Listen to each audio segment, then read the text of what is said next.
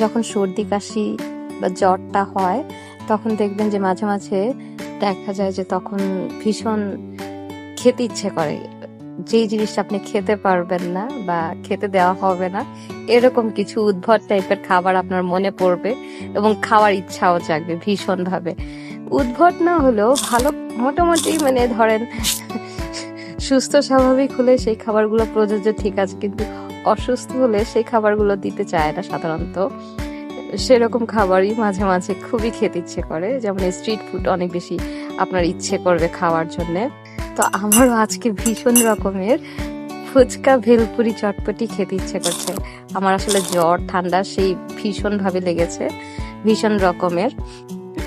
তো কথা বলতেও কষ্ট হচ্ছে, তো জোর করে ভাইয়াকে পাঠিয়েছে নিয়ে আসার জন্য, খাবো, নিয়ে আসছে।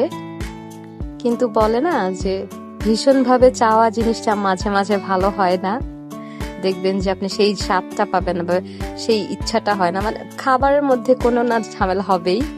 আমার ক্ষেত্রে সেটাই হচ্ছে, হতে পারে আমার জ্বর ঠান্ডা লেগেছে সেই কারণে, আবার হতে পারে যে আজকের রান্নাটা হয়তো ভালো হয় নাই।